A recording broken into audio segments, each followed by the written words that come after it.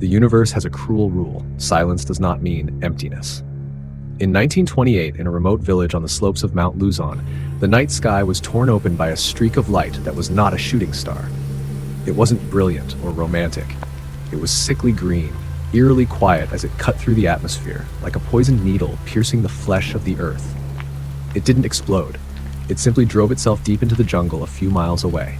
That night, every sound in the forest, chirping insects, calling birds, howling gibbons, fell silent. A heavy, unnatural stillness blanketed the land. The villagers called the place Buluhat, the scar of the sky, and no one ever dared go near it. 16 years later, in 1944, the world had forgotten old legends. The roar of war had drowned out every whisper. To the Imperial Japanese Army, the Luzon jungle was nothing more than a tactical obstacle, a hiding place for the enemy. Now, put yourself in the boots of Sergeant Kenji Tanaka, commander of Unit Oni 731. The name Oni, meaning demon, wasn't a boast. It was given by their enemies, none of whom lived long enough to repeat it. Tanaka's unit was a scalpel, precise, surgical, sent to cut out the toughest tumors of resistance. This time, the tumor was a band of native guerrillas who had severed a vital supply line. Just another cleanup mission. Tanaka, a man with tired eyes and more scars than years in uniform, believed in three things: loyalty, his father's sword, and the futility of fear. He was about to relearn all three. Allied reports would later record a 5-square-mile geomagnetic anomaly, where compasses spun wildly and all electronics died. They called it a failed Japanese weapons test. But if they had ever recovered the final radio transmission from Unit Oni 731, human history might have taken a different, far darker turn.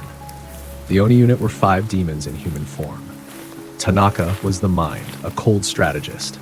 Akira, the scout, was their eyes and ears. He could hear a leaf drop 100 meters away and smell gunpowder on the wind. Yuki, the radio operator, was their frail link to the human world, his thin fingers always fidgeting with the dials like a monk with prayer beads. And finally, Kaito and Haruto, the twin brothers not by blood but by death count, 2 young killing machines, whose faith in the Emperor shone brighter than the bayonets on their rifles. As they pushed deeper into the jungle, their local guide, Riko, began to grow uneasy.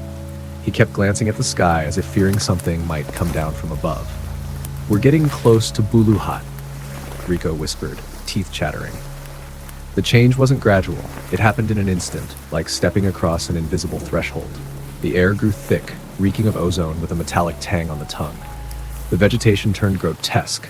Giant ferns pulsed with violet light. Orchid-like flowers without stems clung to trunks like parasitic tumors, their petals twitching faintly as if breathing. Worst were the trees, their bark gray like lead, peeling to reveal an inner flesh of hexagonal cells like honeycomb. Akira suddenly raised his fist. "Stop!" He pointed to the ground. Footprints. The guerrillas' tracks overlapped in chaos, all heading one way, as if fleeing from something. Then the footprints ended abruptly in the middle of a clearing. No struggle, no blood. They had simply vanished. "It's like the earth swallowed them," Kaito muttered. They found the bodies not far ahead, hanging from low branches by silvery, shimmering threads. 12 of them, cocooned tight. Kaito slashed one open with his bayonet. No blood. No organs. Just a dry, shriveled skin clinging to bones, eyes wide in eternal horror. Every drop of fluid, every trace of flesh, sucked clean. "This isn't an animal," Tanaka said, his voice dropping a few degrees. "This is a slaughterhouse." Yuki stumbled back and hit a tree. The surface rippled like water, emitting a low hum from within. The whole jungle was alive. It was one organism, and it knew they were there. The presence was no longer vague. It had weight, shape, a shimmer in the air, like desert heat haze drifting between the trees. It had no fixed form, just a distortion, a wound in vision itself. Then came the sound, a series of clicks, metallic, insect-like. It came from nowhere and everywhere at once, echoing inside their skulls. "It's triangulating us," Akira whispered, gripping his rifle tight, "like a bat." Yuki's radio screeched suddenly. Through the static came a voice, their guide Riko's, saying, "Don't go in, Buluhat will devour you." The exact words he'd spoken an hour earlier replayed perfectly. "It's listening to us," Yuki stammered, pale as ash. "It's recording everything."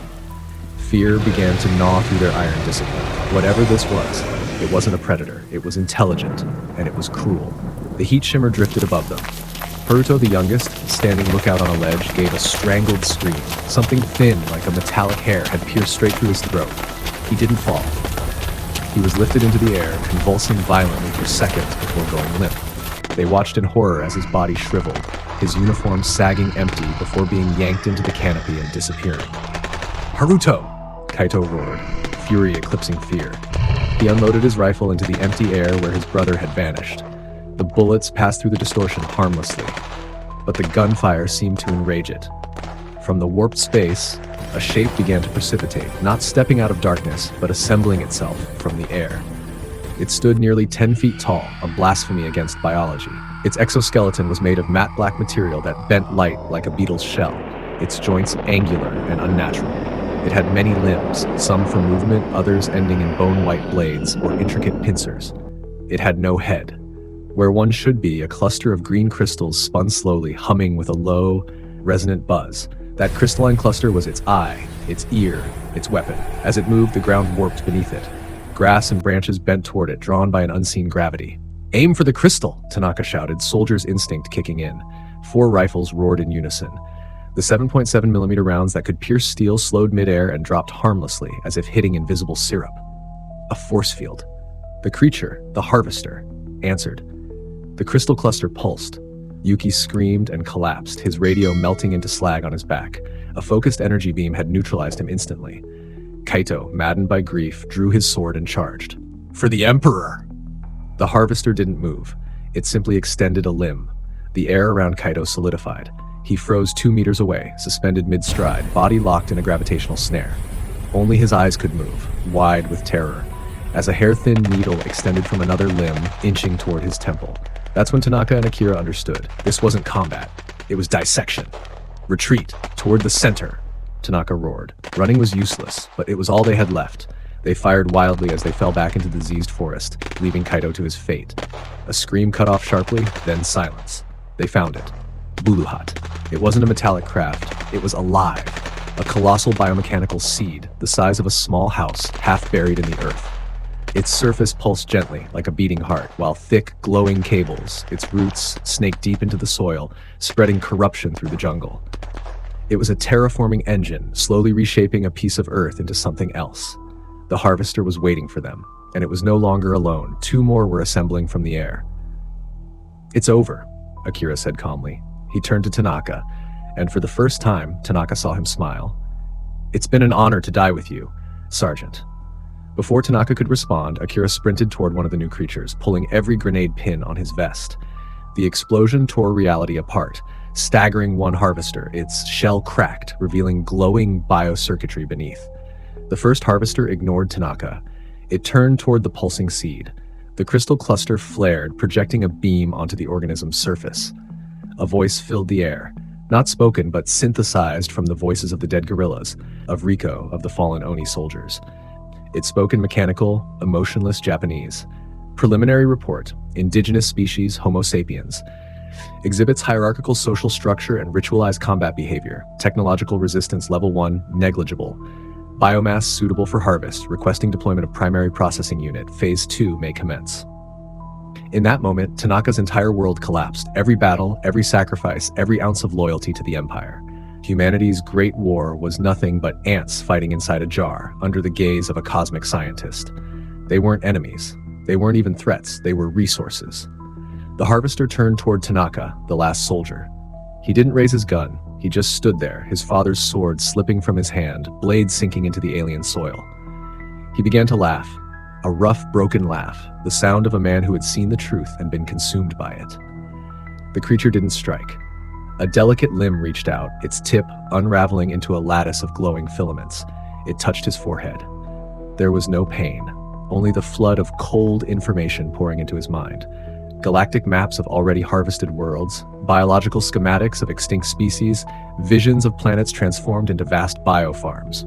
His human consciousness stretched to breaking and snapped. He saw the majesty and cruelty of the universe and the insignificance of mankind within it. The last image Sergeant Kenji Tanaka saw was Earth, viewed from orbit, overlaid with a red targeting grid. When the American reconnaissance team arrived a year later, they found nothing but broken equipment and an old katana embedded in the ground. One curious soldier pocketed a shard of green crystal, the only remnant of Akira's explosion. He thought it would make a unique souvenir. He had no idea he was carrying a seed of the stars back to civilization. Silence returned to Buluhat. But it was no longer the silence of an abandoned forest. It was the silence of a factory waiting for orders. The World War had ended, but that was only the prologue. Humanity's gunfire had unknowingly broadcast a message across the cosmos. This planet is ready for harvest.